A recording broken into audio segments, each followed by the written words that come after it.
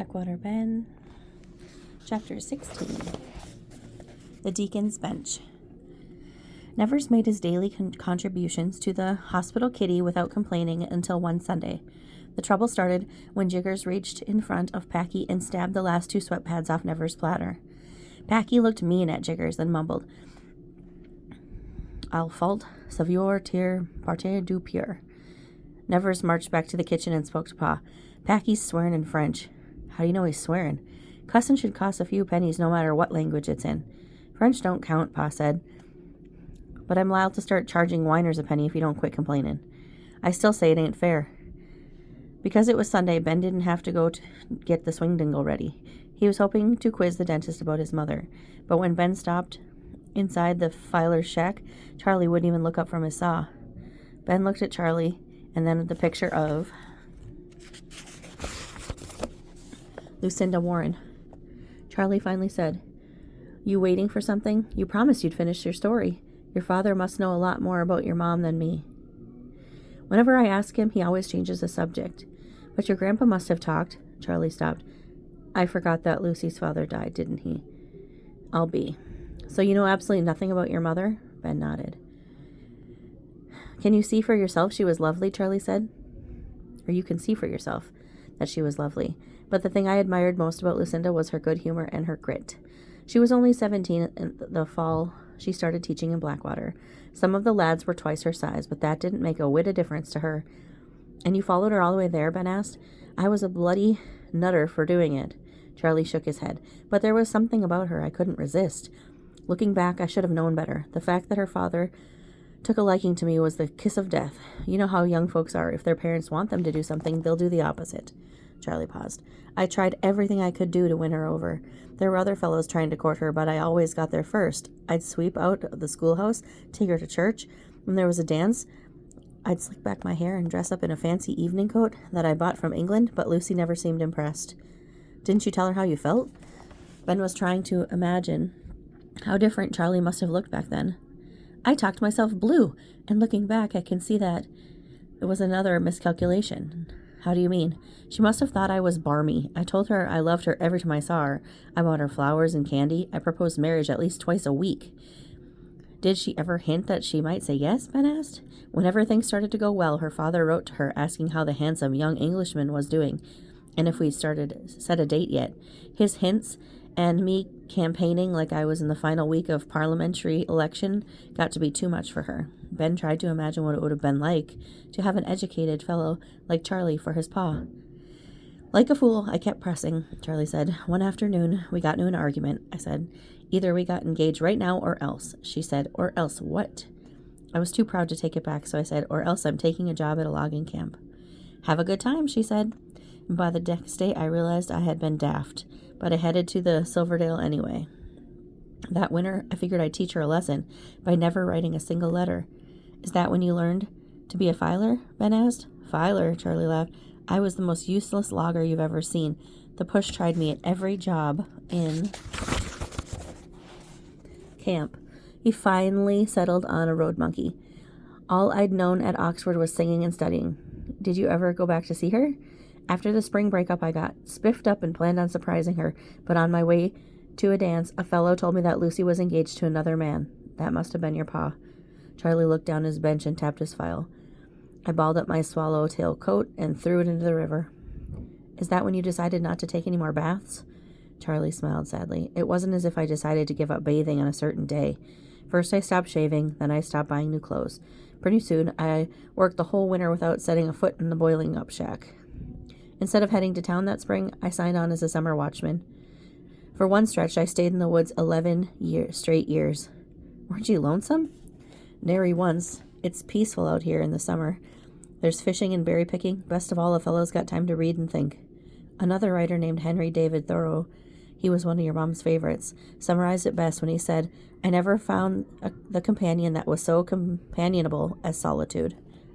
That fall I hired on as a lumberjack again, and an old Scotsman taught me the filer's trade.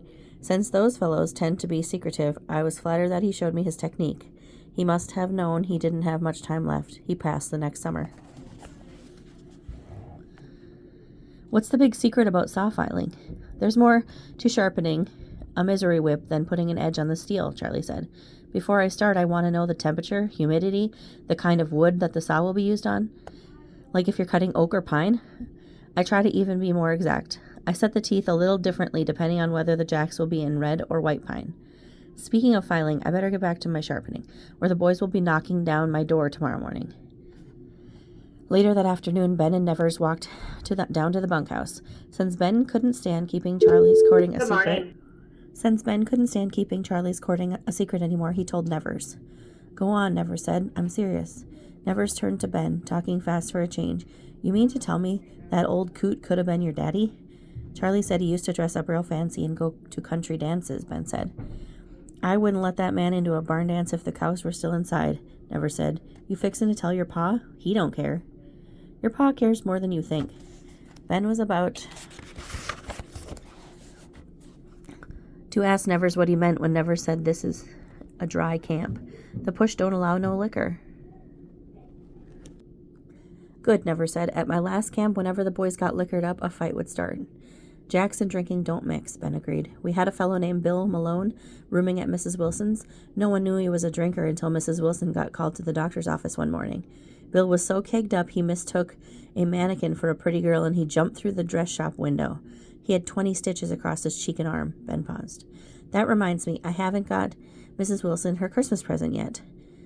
Presents is scarcer than hen's teeth out here, Nevers said. What'd you get her last year? A little mirror, Ben said. But the pencil pusher's got nothing but clothes and jackknives in his store. You could make her something, Nevers said. How could I do that? There was a carpenter, the only decent fellow at the orphanage, who showed me some woodworking projects. Do you think we could find some wood? This here's a lumber camp, ain't it? Nevers said. As the boys neared the bunkhouse, Nevers asked, do any of the jacks dose themselves? A few buy patent medicines from the pencil pusher, Ben said. They complain of everything from rheumatism to heart palpitations, but they'll buy any old bottle that has alcohol in it.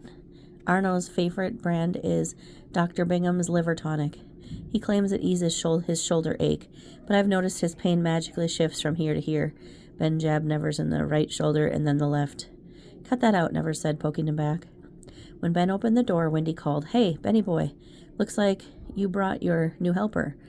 Packy's eyes lit up when he saw Nevers. Hi there, second cookie. Tout se qui briel nest pas nor. Cut that out, Nevers said. Cussing at me in the cook shack is bad enough. An evrel nete devor pas dun fil, Packy shot back. Nevers turned to Wendy. Tell him to stop. Packy can talk any language he wants in this bunkhouse. Just ignore him, Ben said. And be careful where you sit. Every deacon's bench is shared with two fellows who have the nearest bunks. That one looks open. He pointed to the one beside Wendy. You look a little glum today, Wendy said to Ben. Pa's been crabby lately. Crabby? Jiggers laughed from the card table. Jack Ward is the most gentlemanly cook I've ever met. Nevers said the same thing. He's right, Jiggers said. I knew a cook who tossed a meat cleaver at a jack. He missed his target and clipped the earlobe off of an innocent fellow who was sipping his swamp water. Pa seems plenty grouchy to me, Ben said.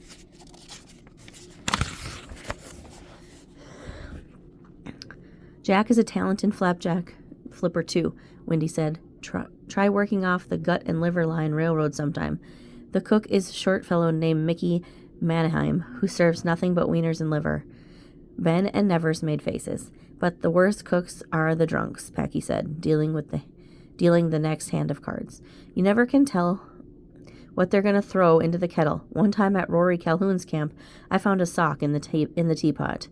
When I brought it to Rory's attention, he said, Thanks, Frenchie. I wondered where that sock went. Rory was a fine cook when he was straight, Jiggers agreed, but he'd only stay sober until he had time to batch up some of his brew out of raisins and prunes and pie crust. You believe your pa ain't so bad now? Nevers poked Ben in the arm. He's still crabby if you ask me, Ben said. Which fellow is your wood butcher? Nevers asked. Ben pointed to him out on the card table. Nevers walked up to him and asked, Would you have a board to spare for a Christmas project? Fine by me. Arno burns up the waste oak in his forge anyway. After I finish this game, I'll let you borrow some tools. We're set, Nevers grinned to Ben. I've made some fine projects out of hickory, oak, and oak should polish up about the same. Give us a couple Sundays and Santa will be coming to the Blackwater logging camp.